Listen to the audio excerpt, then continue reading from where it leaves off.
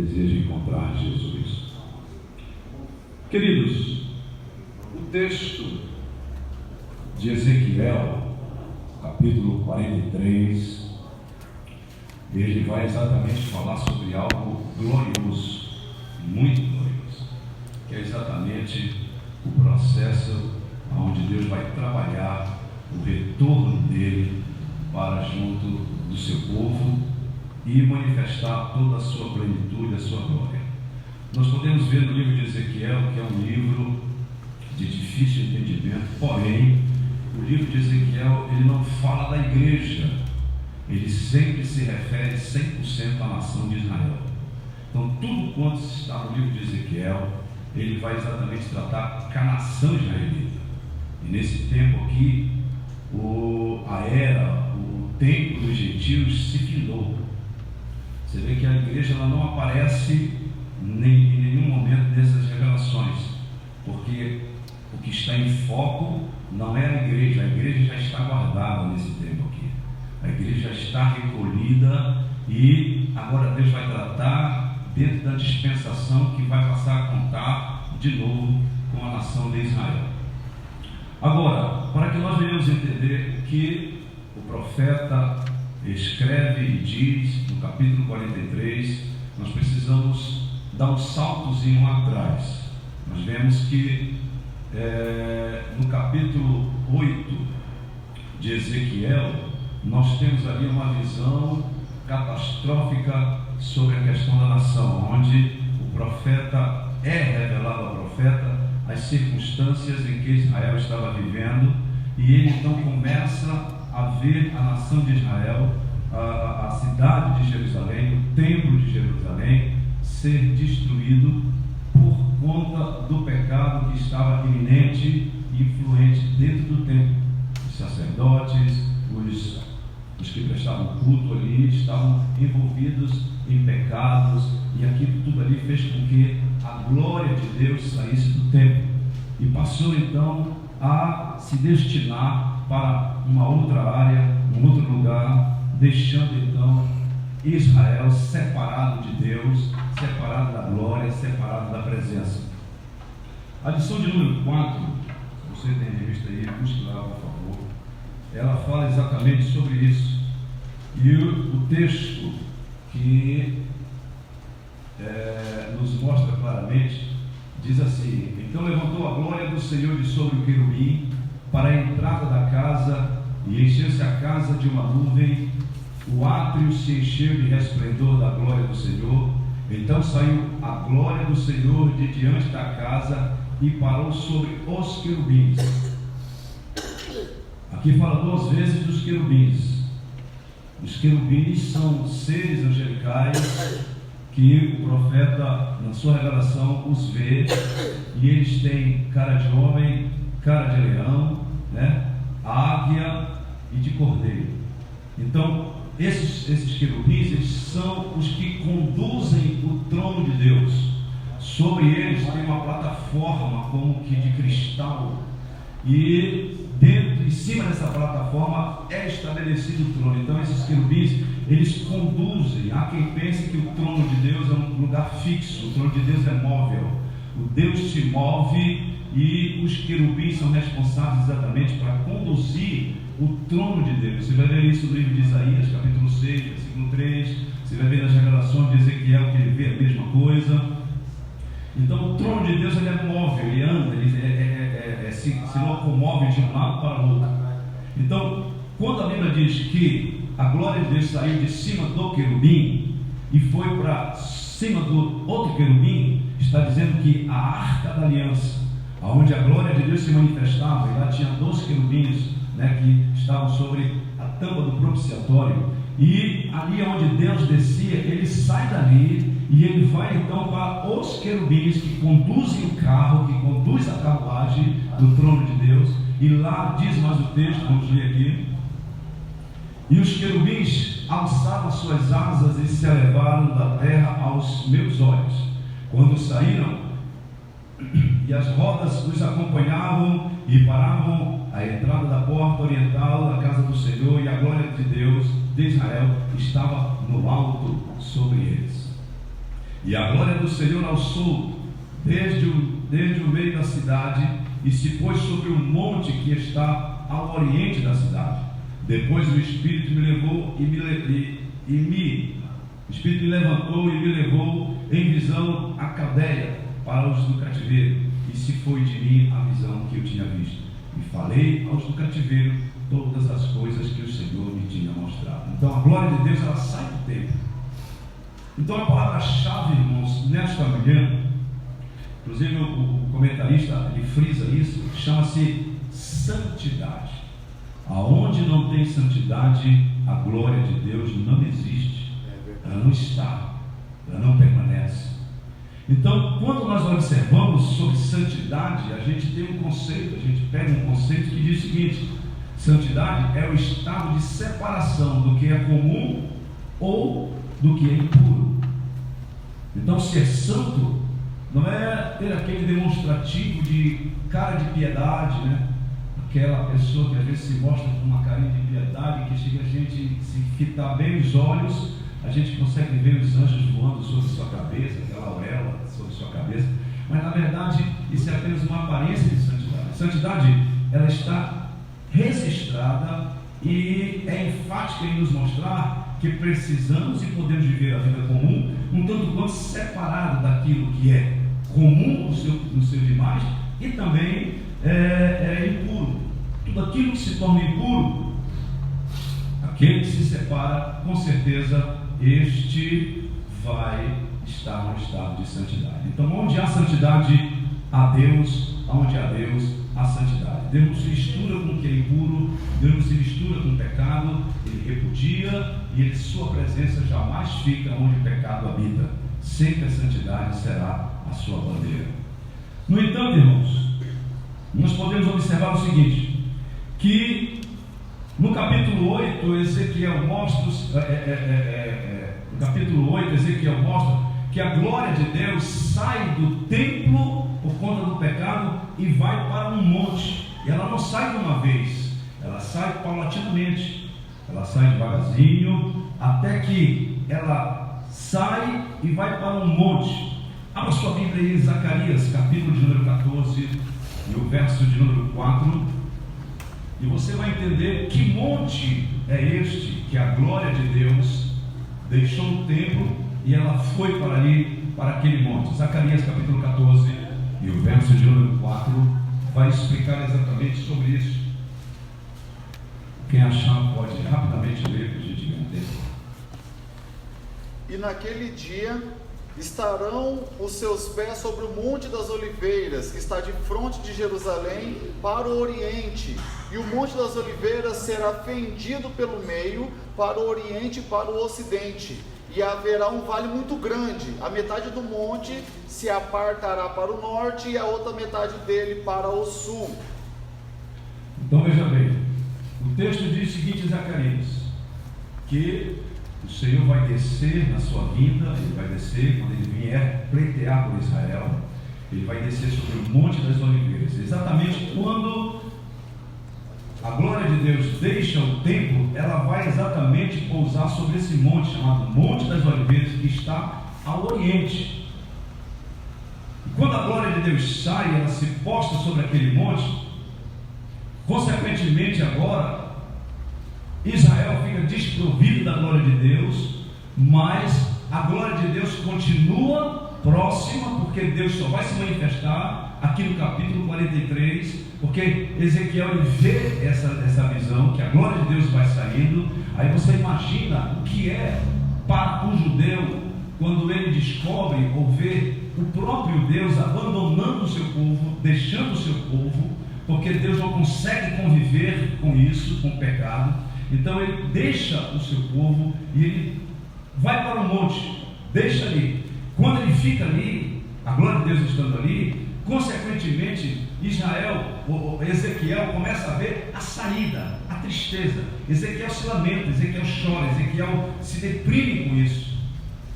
Só que quando chega mais tarde, Deus vai revelar para Ezequiel as mesmas coisas, só que ao inverso. A glória de Deus retornando do Monte das Oliveiras e entrando pelo mesmo caminho que saiu, é o mesmo caminho que vai retornar. Então, irmãos, o primeiro tópico diz o seguinte: sobre o que vem depois da restauração. Essa parte da revelação de Ezequiel sugere o mesmo padrão da sua experiência no início de sua vocação, que ocupa todo o capítulo 1. A linguagem é a mesma da visão do capítulo 8, quando o profeta foi levado em espírito para Jerusalém, para o templo.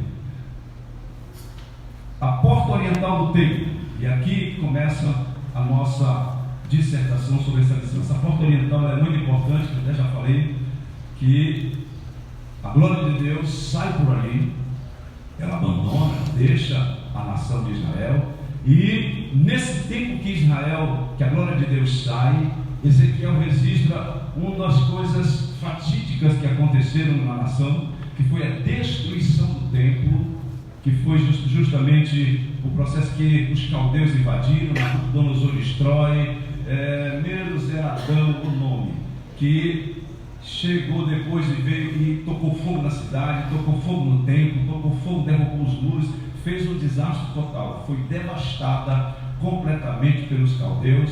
A glória que Israel tinha do templo, que era a suntuosidade do templo que Salomão construiu, que era revestido de ouro, segundo os historiadores dizem, que como o templo era construído num monte, do lado do nascente, toda a parede, todo o revestimento do templo era feito em ouro. Quando o sol levantava-se no nascente e os seus raios batiam, refletiam no templo, a luminosidade daquele ouro levava o brilho do sol, iluminava todo o ambiente, dando uma claridade muito grande. Então Israel se gloriava por isso.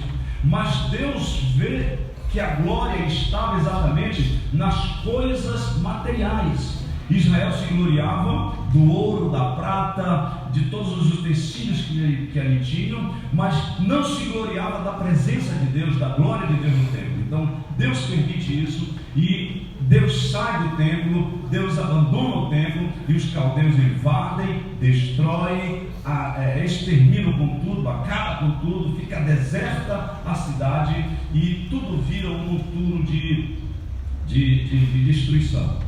Com isso, Ezequiel, ao ver essas coisas, a sua alma se entristece muito, mas, no entanto, você começa a perceber que pela porta oriental a glória de Deus subiu, foi embora, saiu.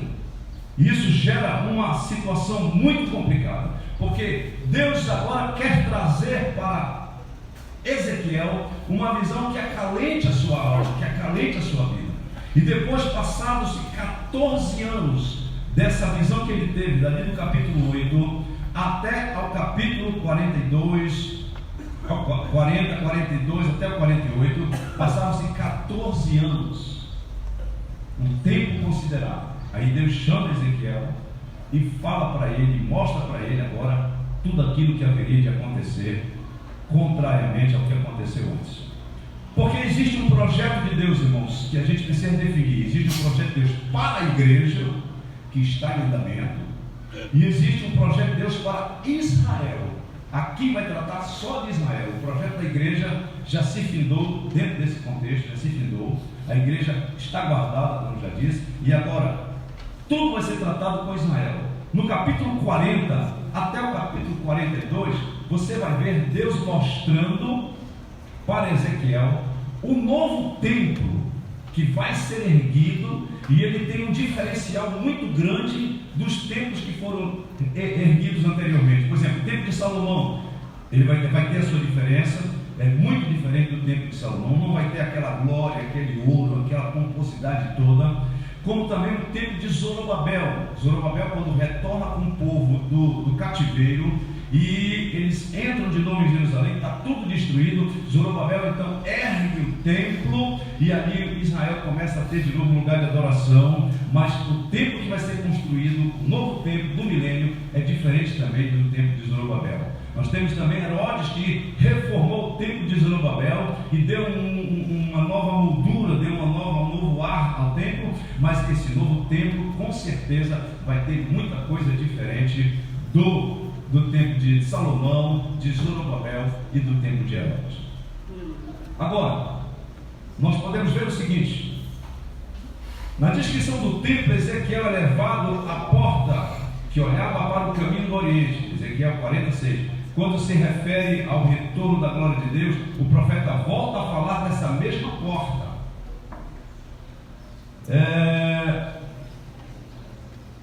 A intenção do Espírito Santo é fazer o destinatário original desses oráculos lembrar que quando a glória de Deus se afastou da casa de Deus, foi em direção ao Oriente, e que o seu retorno será pelo mesmo caminho. Ezequiel 43, e versículo 2, você pode ver isso. Ezequiel 43 e o versículo 2 diz que: e eis que a glória do Deus de Israel vinha do caminho do Oriente, e a sua voz era como a voz de muitas águas, e a terra resplandeceu por causa da sua glória. Então Ezequiel mostra dentro dos seus escritos esses pormenores.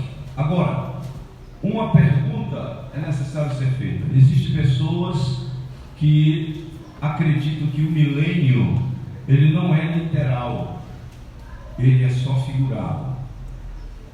E nós temos provas cabais dentro da Bíblia que ele é literal, ele vai acontecer com certeza.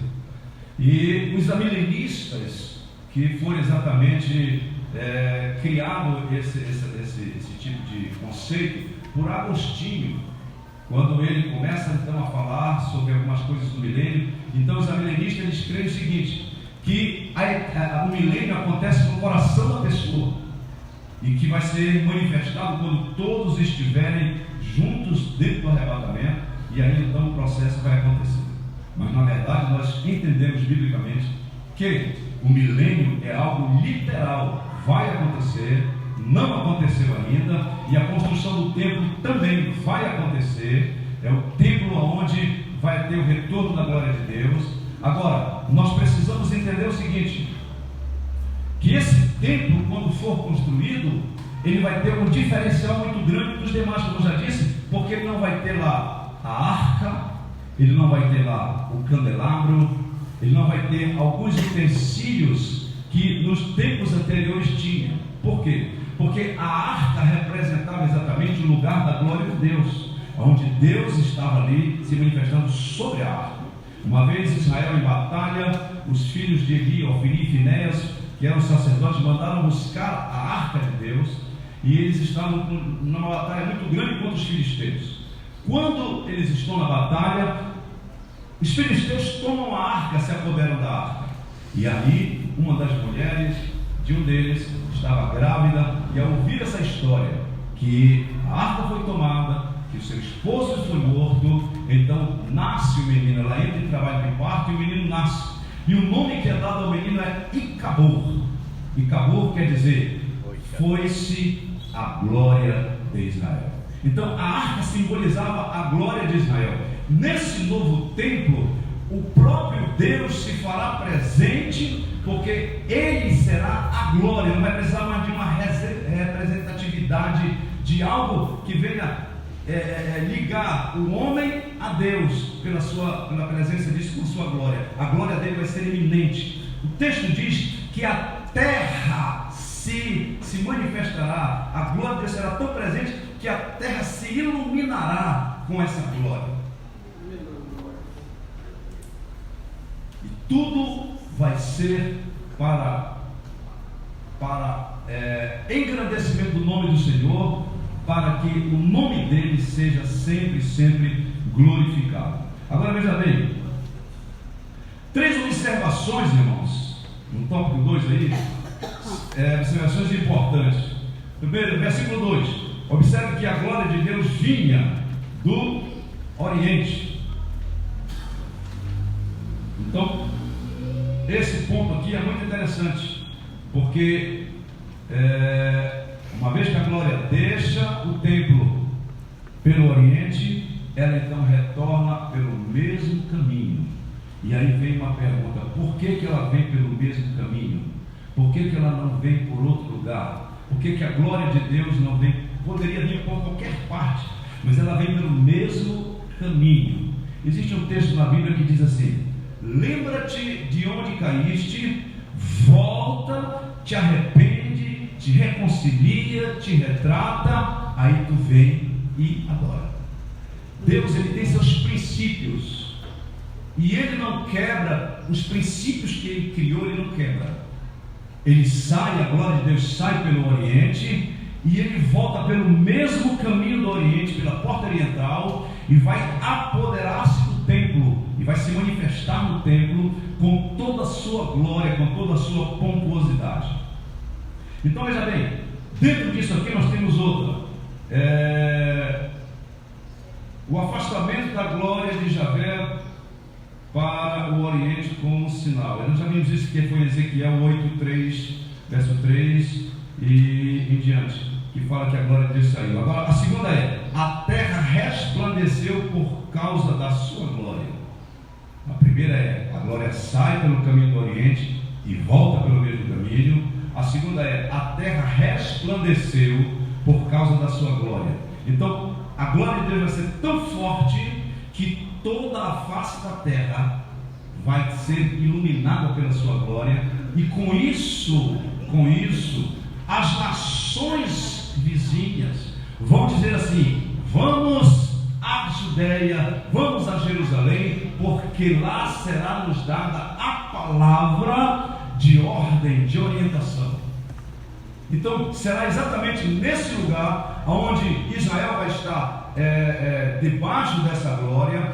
A terra vai viver um período de plenitude, de paz, onde a prosperidade vai ser grande, porque será o milênio de Deus. Será o lugar, o tempo exatamente onde todas as coisas agora vão perder, que hoje nós vemos como a maldade, vão perder o seu sentido. Isaías diz o seguinte: que o leão pastará com boi. A natureza humana vai ser mudada. Os animais vão perder essa ferocidade que existe. Eles vão deixar de ser agressivos. O homem vai habitar com eles. A Bíblia diz que uma criança vai brincar com uma serpente e nada vai lhe acontecer. É o milênio de Deus, é a glória de Deus. E tem mais, a Bíblia diz que neste templo vai ter um diferencial muito grande. Por quê? Porque desse templo, lá no lugar santo, onde a glória de Deus vai estar, existe um rio. Esse rio vai correr por todo o templo, vai passar por toda a terra, e aonde estiver ou tiver um lugar que não tenha vida, vai viver. Se correr para os rios que não produzem nada, vão produzir peixes em abundância. Os lugares desérticos vão ficar floridos. Os lugares onde não se produz árvore alguma, como no deserto, vai crescer. As árvores se tornarão mais fecundantes, elas se tornarão mais produtivas. Os animais viverão com uma capacidade de reprodução muito maior. Haverá vida. Esse rio vai correr perfeitamente por toda a terra.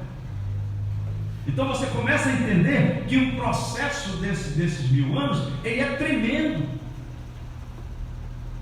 Ele vai exatamente restabelecer a ordem e o padrão que Deus criou lá no Éden. É a mesma coisa, é o mesmo princípio, ou não? Posso tirar uma dúvida? Sim. Ali no tempo do milênio, certo?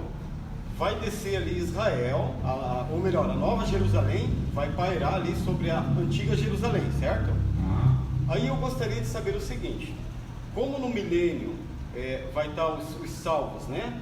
Na Nova Jerusalém, eles vão poder descer e subir, né, o quanto quiser. Aquele povo que está ali em Israel, eles vão estar restaurados ou eles vão estar normal como a gente está hoje aqui? Eles vão estar normal. Normal. Normal. Então eles não vão poder subir lá. Não. Ah, entendi. Entendeu? Os únicos que vão ter corpo glorioso é a igreja. Né? A igreja. A igreja vai poder se movimentar de um lado para outro com uma velocidade muito grande, como um relâmpago. por causa da transformação do corpo. É por isso que nós temos que entender o seguinte, irmão, é muito importante, e a Bíblia diz isso, que bem-aventurados são os que fazem parte da primeira ressurreição, Apocalipse diz. Glória a Deus. Sabe por quê? Porque quando você estiver em corpo glorioso, você vai estar no mesmo corpo que Cristo. Você vai estar vivendo na mesma dimensão que Ele. Eu chego a pensar, irmãos, que a nossa conexão vai ser tão forte que Jesus não vai precisar, Deus vai precisar falar palavras para que nós ouçamos, mas só pelo intelecto, pela mente vai haver comunicação. Nós vamos saber tudo o que pensa, o que faz, o que diz a Trindade, somente pela capacidade de intelecto. Não sei se os irmãos estão me entendendo o que eu quero dizer. A gente não vai precisar falar, a gente vai perceber, sentir antes que as coisas existam, antes que as coisas aconteçam. Sintonia. Isso chama-se comunhão. É aí que está o fato de nós, cada dia, procurarmos ter essa proximidade. E digo para você, irmãos, nós precisamos trabalhar muito o nosso caráter cristão, porque paulatinamente nós estamos nos distanciando de algo que é muito maravilhoso e que certamente vai gerar muito engano, muita ilusão nas pessoas. Tem pessoas que estão se considerando salvas e não são salvas. É verdade. Entendeu? Então é aí que está a situação. Então, irmão, espero que tenham respondido a sua dúvida. Então Israel, irmão, vai estar no corpo normal. A glória, a transformação é para nós, igrejas. É por isso que a posição da igreja é muito melhor do que a posição de Israel. E aqui nós vamos ver aqui algumas coisas mais na frente, porque nesse novo templo, no capítulo 40 a 42, Deus mostra para Ezequiel as minuciosidades do templo. E eu queria até ver aqui para você entender que Ezequiel ele tinha algumas obrigações. Ele tinha que ouvir, ele tinha que ver, ele tinha que guardar no coração, e ele tinha que ensinar, falar para Israel a visão do templo que ia ser construído. Você vê aqui, capítulo 40, de Ezequiel, versículo 4, diz assim, disse-lhe o homem, filho do homem, vê com os próprios olhos, ouve com os próprios ouvidos, põe no coração tudo quanto eu te mostrar, porque para isso foste trazido para aqui. Anuncia, pois, à casa de Israel tudo quanto estás vendo. E no capítulo 43 de Ezequiel, e versículo 7, filho do homem, este é o lugar do meu trono, o lugar das plantas dos meus pés, onde habitarei no meio dos filhos de Israel para sempre. Os da casa de Israel não contaminarão mais o meu santuário. Aí no versículo 10 diz, tu, pois, ó filho do homem, mostra à casa de Israel este templo. Então a incumbência de Ezequiel era ver, ouvir, guardar no coração, e agora ele tinha que executar o planejamento de desenhar e mostrar para os judeus a construção desse templo. Agora, por que é necessário Deus criar um templo como este?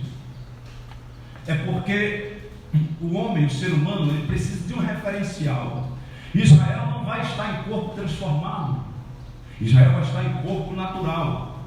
E aqui nós vamos entender que Israel precisa de um lugar onde ele possa fixar o seu olhar e entender a representatividade daquele lugar. Então é por isso que esse templo vai ser erigido com a capacidade de gerar um ponto de encontro, um ponto de partida para que Israel venha se restabelecer com a sua vida. E aí o que é que Deus faz mais aqui, irmão, com essa questão? Deixa eu ver aqui. Aí diz assim, versículo 10: para que ela se envergonhe das suas iniquidades e meça o modelo, envergonhando-se eles de tudo quanto praticaram, faze-lhes saber a planta desta casa e o seu arranjo, as suas saídas, as suas entradas e todas as suas formas, todos os seus estatutos, todos os seus dispositivos e todas as suas leis. Escreve isto na sua presença, para que observem todas as suas instituições e todos os seus estatutos e os cumpram. Esta é a lei do templo sobre o cimo do monte. Todo o seu limite ao redor será santíssimo. Eis que esta é a lei do templo. Então, qual é a lei que vai predominar neste templo, neste espaço, neste período? Chamada de lei da santidade. E o que vai acontecer, irmãos, é que a glória de Deus só vai voltar quando Israel for exatamente transformado no seu coração, porque o texto diz que Deus tirará o coração de pedra e colocará o coração de carne. Aí diz assim: e eu porei o meu espírito dentro deles. Aleluia. Quando você pega o capítulo 37 de Ezequiel, você vai ver ali um vale de ossos secos. O que é que Deus diz para Ezequiel? Deus diz para Ezequiel: esses ossos secos é toda a casa de Israel.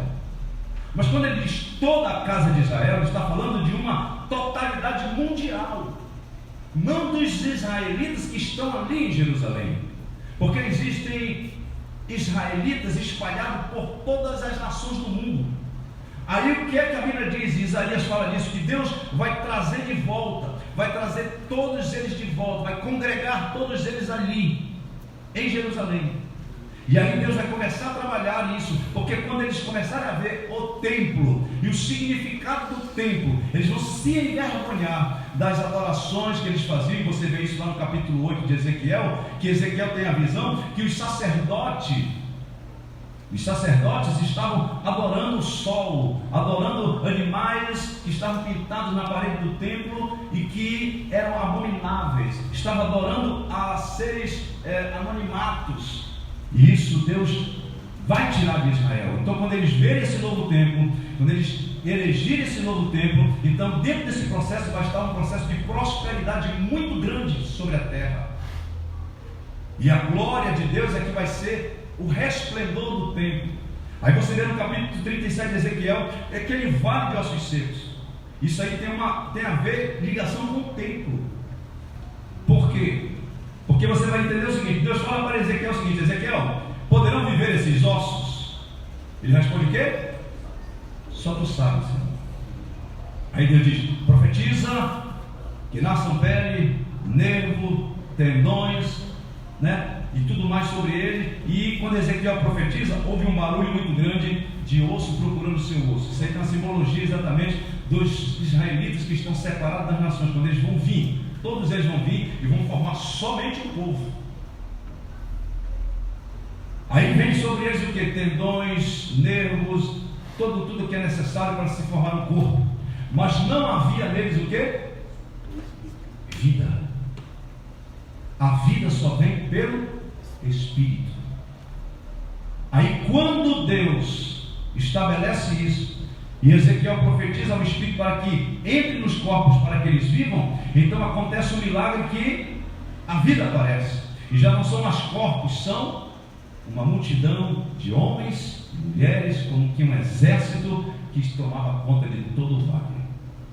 Quando você vai para esse contexto aqui do templo, você vai ver que o templo só tem significância, só é bom, só é agradável quando a glória de Deus está nele. E nós podemos contextualizar isso conosco. Tem muitas igrejas hoje que é muito barulho, tem muitas igrejas hoje que a glória de Deus já não está mais, tem muitas igrejas hoje que estão reduzindo o tempo da palavra e aumentando o tempo do louvor. A Bíblia diz que Deus habita no meio do louvor, mas a Bíblia não diz que transforme a palavra, que limpe a palavra, Jesus disse: vós já estáis limpo pela palavra que vos tenho falado, não pelo louvor que vos tenho cantado. Então tem muitas igrejas que estão tirando a glória de Deus, a palavra de Deus de dentro, estão introduzindo outras coisas para gerar animação. Então onde o pecado está, a glória de Deus não se manifesta. Então, queridos, o processo de Deus com Israel é justamente para que, mudando o coração, mudando o espírito dentro de Israel, Israel agora vai viver momentos onde Israel vai ser, com certeza, levada a uma adoração perpétua. E diz o texto que não haverá mais Israel como dos povos. É aqui que vai haver, irmãos, a união das nações. Existe Israel do norte, que é Judá, e existe Israel do sul. E agora a nação se divide justamente lá no período onde Salomão morre e Roboão assume o trono. E agora ele assumindo o trono, ele vai haver a divisão das tribos. 10 tribos vai para um lado e 2 tribos ficam para outro, e vivem até hoje separadamente. Mas aqui Deus vai quebrar isso. Israel vai ser só um povo. Amém. Não haverá 2 príncipes, não haverá 2 governantes, não haverá 2 reis, não haverá 2 ministrados. Vai haver somente um povo, e esse povo é justamente o povo globalizado de Israel, que vai estar ali, os remanescentes de Israel que vão estar ali, justamente formando uma única nação, um só povo, e a glória de Deus vai resplandecer sobre Israel. A vantagem de Israel nisso é que Israel vai ser o centro de todas as comunicações de vida para as demais nações. Todas as nações ao redor vão vir comer na mão de Israel. Amém, glória a Deus. Eu não sei como a gente imagina que vai ser o céu, porque, deixa eu dizer para você uma coisa: o céu é lá, mas o reinado de Deus vai ser aqui. Nós vamos viver como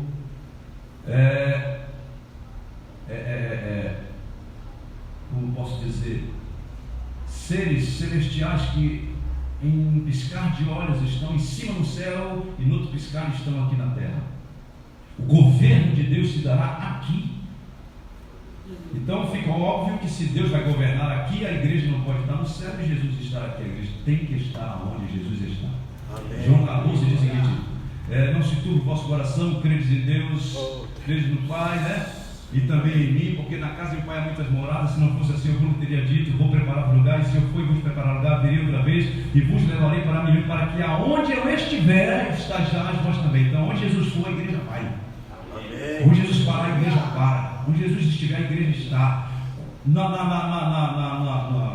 processo do trono branco, o julgamento das nações, a igreja vai estar presente ali. Aleluia. É a igreja que vai dar o maior veredito: condena ou não condena? Que for para condenação, a igreja disser sim, é condenação. Então, irmãos, a igreja vai estar com a sabedoria e a mente de Cristo, ao ponto de julgar corretamente todas as coisas. Então, queridos, a glória de Deus, a terra resplandece por causa da sua glória. O terceiro ponto é a voz como voz de muitas águas. Isso aqui é uma ilustração, uma visão, um entendimento que o profeta dá quando ele ouve a voz de Deus. Ele não tem como comparar com outra coisa. Então ele diz: você já viu, irmão, um barulho de muitas águas, uma tromba d'água? Quando ela arrebenta num lugar, ela vem destruindo tudo, ela vem quebrando tudo. É um barulho que, meu Deus, quem presenciou esses tsunamis da vida que deram aí fora, é mais ou menos comparado com isso. Aí o profeta Isaías, Ezequiel, fala a mesma coisa, dizendo: e eu ouvi a voz como a voz de muitas águas.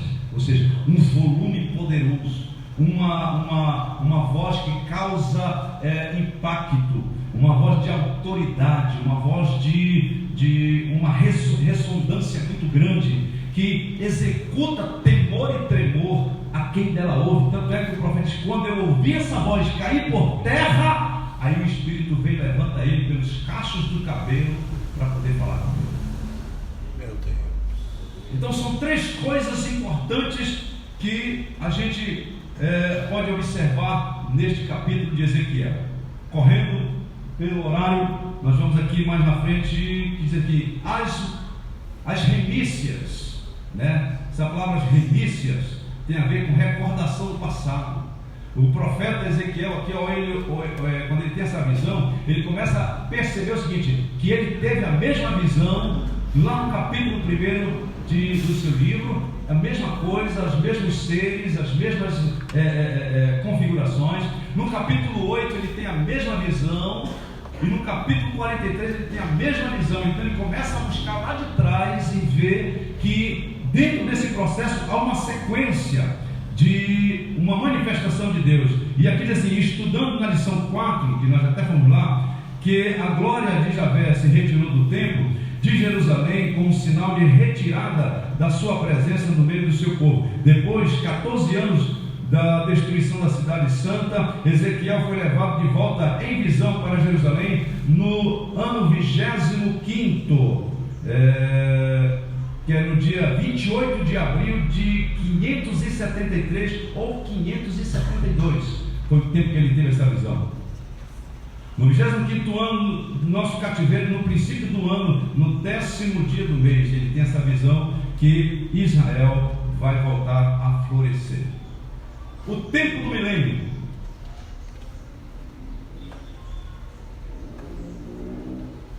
Quando acontecerá isso? Aí diz aqui, há um contraste entre o que o profeta viu quando foi levado em visão ao templo de Jerusalém e o que ele vê nessa última visão. Ezequiel não foi o único profeta a mencionar a referida casa, a construção do templo, né? Isaías 2, de 2 a 5, Joel 3,18, mas é o único a descrever o complexo do templo com abundância de detalhes. Então Deus mostra para Ezequiel todas as câmeras, as recâmeras, as entradas, os altares e tudo aquilo que realmente estará no templo. Agora eu quero partir para um ponto interessante. Eu falei que Israel precisava de um lugar como referencial e o lugar será o templo. Mas por que, irmãos, ter um altar, ter sacrifícios, se Jesus cumpriu todos os sacrifícios que a lei determinava, a lei de Moisés determinava? Por que agora Israel vai continuar sacrificando cordeiros, vai continuar adorando a Deus dentro das mesmas linhas que o Antigo Testamento mostrava ali no tempo do tabernáculo, antes da vinda de Jesus Cristo? Por que isso? Qual a intenção? Hoje nós temos o quê? A ceia do Senhor. Quem esteve ontem aqui viu, participou da ceia do Senhor. Então, a ceia do Senhor é o quê? Um memorial. Jesus disse, fazer isso em memória de mim. Como Israel necessita, ela como não participou do processo da graça de Deus, de viver o processo de transformação que a igreja vive e está subordinada de receber corpo glorioso, de ressuscitar no último dia, de ter a divindade, né, de um corpo divino em si. Israel então vai precisar continuar fazendo o seu sacrifício. Só que esse sacrifício vai ser igual a nossa ceia, vai ser de ano a ano. Israel vai completar as suas tarefas e ela vai sempre estar sacrificando ao Senhor, levando os seus sacrifícios. Por quê? Primeiro, para honrar a Deus. Segundo, para Israel não esquecer-se da glória e dos benefícios de Deus sobre eles.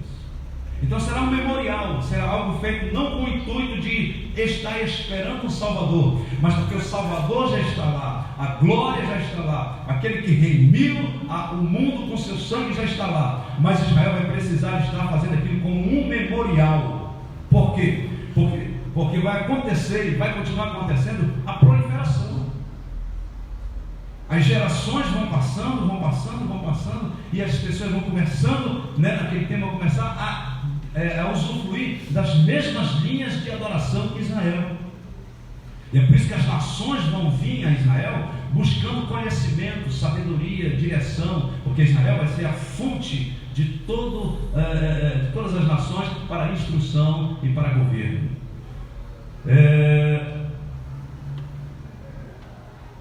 Esse tempo é diferente, como eu já falei antes, que não vai ter a pia de bronze. O que é a pia de bronze? É o estado de purificação, onde os sacerdotes se purificavam para servir ou executar o sacrifício. Então, essa pia de purificação simboliza exatamente Jesus Cristo, quando Ele, na cruz do Calvário, por meio do seu sangue, Ele purifica-nos de modo geral. Não vai ter o candelabro, porque o candelabro também simbolizava o quê? A presença de Deus, a glória de Deus existente, e a glória de Deus vai estar manifestada literalmente naquele lugar. Não vai ter o que também? A arca, porque a arca era o lugar onde a glória de Deus descia. Agora Deus vai estar diretamente no lugar santo, presencialmente. Tanto é que ele fala para Ezequiel, aqui no capítulo 43 de Ezequiel: este é o lugar da minha habitação, onde porei os meus pés aqui e permanecerei com Israel para todo sempre. Então ele vai estar presente ali, certo? Uma dispensação diferente. O último bloco do livro de Ezequiel, capítulo 40-48, foca no novo templo, a nova forma de adoração a Deus, a partilha da terra santa entre as tribos de Israel. Tudo isso aponta para o milênio, o reinado de Cristo de 1000 anos. Apocalipse capítulo 20, versículo 1 a 5. Vamos ler isso aí, irmão. Apocalipse capítulo 20, versículo 1 até o versículo número 5. Quem achar, quem sente desejo de ler, leia para a gente. 21 ao 5? Então, vi descer do céu um anjo, tinha na mão a chave do abismo e de uma grande corrente.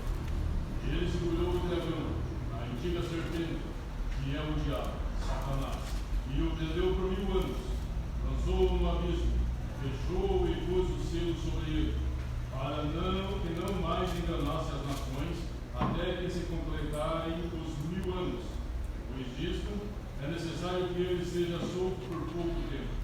Vi também tronos, e nestes assentaram-se aqueles aos quais foi dada a autoridade de julgar, e ainda as almas dos decapitados por causa do testemunho de Jesus, bem como por causa da palavra de Deus, tanto quantos os que adoraram a besta, tanto quantos não adoraram a besta, nem no pouco a sua imagem, e não receberam a marca na fronte e na sua mão, e viveram e reinaram com Cristo durante 1000 anos. Os restantes dos mortos não reviveram até que se completassem os 1000 anos. Esta é a primeira ressurreição. Você está vendo aí? Aonde Satanás vai estar? Preso. E aí Deus estabelece o seu reinado milenar. Agora, 1000 anos, irmãos, parece algo assim que passa rápido, né? No Brasil tem o quê? 500 e alguns trocados de ano, né? Nós já nascemos aqui já do Cabo Canaveral para frente. E sabemos que não vamos chegar muito longe não. Mas 1000 anos é 1000 anos. E eu entendo que 1000 anos não vai ser no tempo Kairos, mas vai ser no tempo de homem, contado no tempo de homem. 1000 anos. No Cronos. No Cronos. Entendeu? Então, 1000 anos de reinado. Deus vai estabelecer o seu trono em Jerusalém. No templo vai governar dali. As nações ao redor vão se submeter e vão reconhecê-lo como Senhor e Rei de todas as coisas. Então, 1000 anos é fato, é algo literal que vai acontecer. Devo dizer também o seguinte, que a promessa de Deus para Israel é que ele restaurar Israel de forma política, de forma social e espiritual. A restauração política e social de Israel já aconteceu, que foi exatamente em 1948, quando o brasileiro Graça Aranha faz a sua manifestação, dá o seu voto e faz a leitura do veredito dizendo que Israel deixava de ser tribo e agora se tornaria nação para o mundo. Israel agora assume o seu estado político. Então, a restauração política de Israel aconteceu nesse período de 1948, ali dirigida por um brasileiro.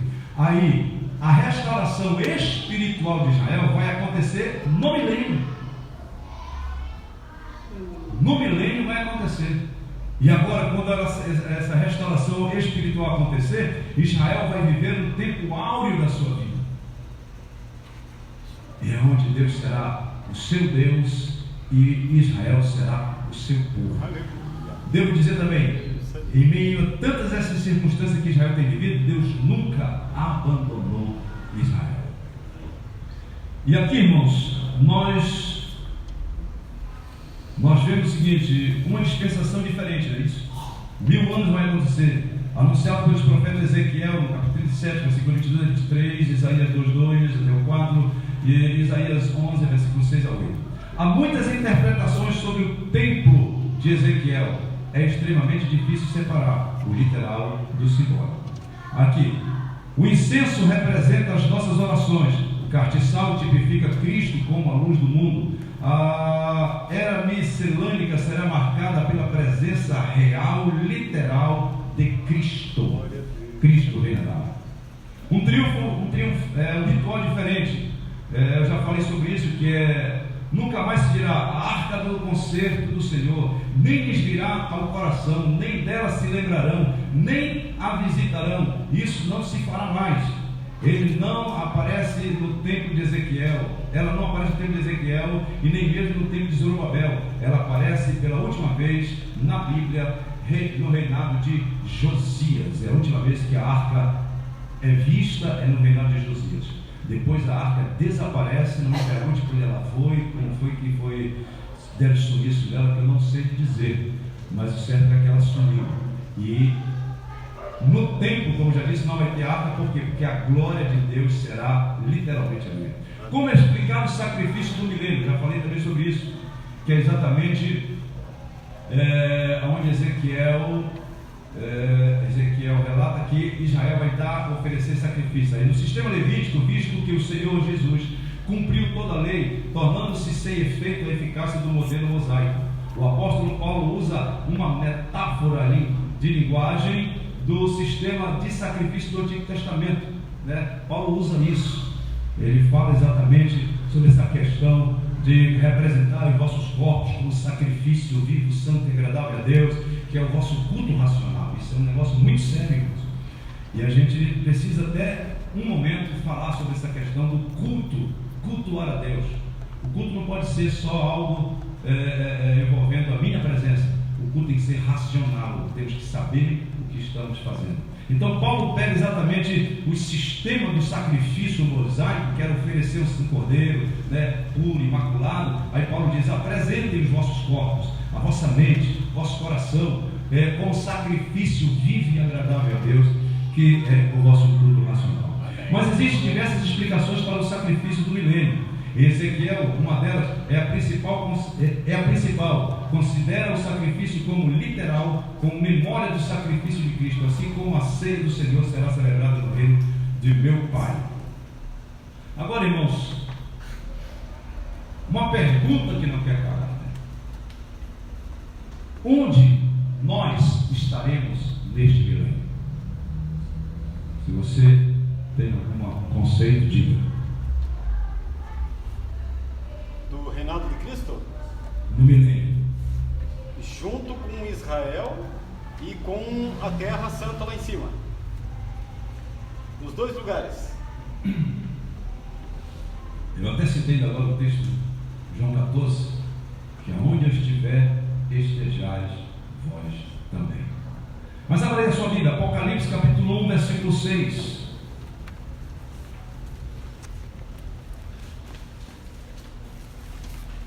Apocalipse 1, 6.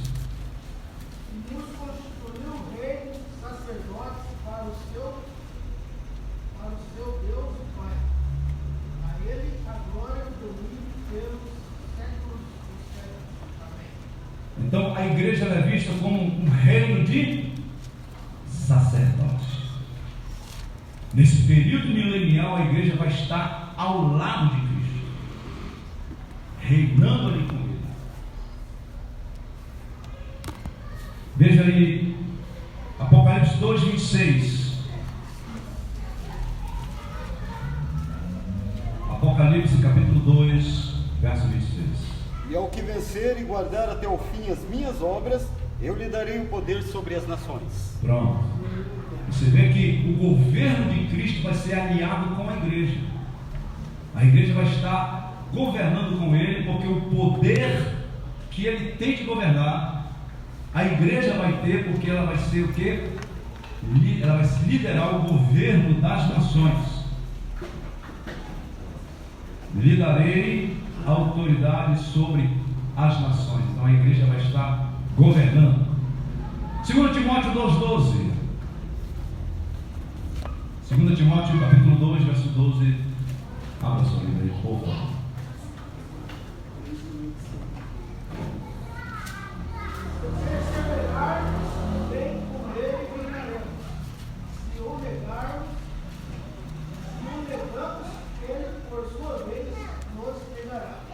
Se perseverarmos com Ele,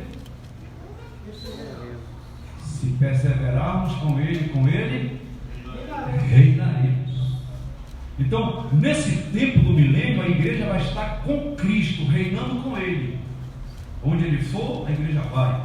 Onde Ele determinar, a igreja estará lá. Onde o que Ele falar, a igreja vai dizer amém. E assim se sucederá para sempre. A igreja não se apartará mais de Cristo, nem Cristo se apartará mais da igreja. Para concluirmos, santidade e glória. A glória de Deus volta ao templo.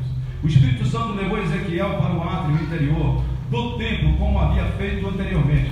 Vimos na lição 4, mas nessa ocasião a situação do templo e dos seus adoradores era de completa apostasia com a prática abominável. Dessa vez o profeta viu que a glória do Senhor encheu o templo, como aconteceu com Moisés na dedicação do templo lá em Êxodo 40, e com Salomão também dedicando o templo ao Senhor. A glória de Deus enche o santuário, enche o templo, e o séquito das suas vestes enchia toda a casa. A identidade do guia celestial. Na sua visão, Ezequiel viu no interior do templo um personagem, diz o profeta: um homem se pôs junto a mim. Pelas características, tudo indica se tratar do anjo do Senhor, que é o próprio Javé, pois ele fala em primeira pessoa: este é o lugar do meu trono, o lugar das plantas dos meus pés, onde habitarei no meio dos filhos de Israel para sempre. Então era o próprio Deus, o próprio Senhor revelando para Ezequiel. Santidade para sempre. Assim como a idolatria foi erradicada definitivamente do meio do povo de Israel durante o exílio na Babilônia, do mesmo modo todas as abominações e prostituições desaparecerão do meio do povo. Será o lugar do trono de Deus e da planta dos seus pés. Santidade de Javé. Santidade de Javé é um dos atributos mais solenizados nas Escrituras. O nome milênio nunca mais entrará coisa impura na cidade santa. Isso porque esta é a lei da casa. Sobre o cume do monte, todo o seu contorno em redor será santíssimo. Então, o lema é santidade. Concluindo aqui, diz: o chamado de Ezequiel para o ministério dos profetas aconteceu pela visão da glória de Deus. É assim que o livro começa, cuja visão ocupa todo o capítulo 1. Outra vez ele foi levado em visão para Jerusalém, quando testemunhou as abominações no interior do templo, razão pela qual a casa de Deus foi destruída. O retorno da glória de Deus acontece depois da restauração espiritual de Israel no novo templo, que Deus mostrou a Ezequiel em visão. Então, amados, isto são pinceladas para a gente compreender mais ou menos como se procederá daqui mais um tempo com a igreja e com Israel. Uma aula dessa, ela precisa de muito tempo para ser minuciosamente ensinada. Mas nós sabemos que não dispomos disso e louvamos a Deus pelo tempo que nos é dado oportunamente. Que Deus nos abençoe. Espero que nós tenhamos diluído algumas dúvidas. Pergunte, irmão. Uma observação.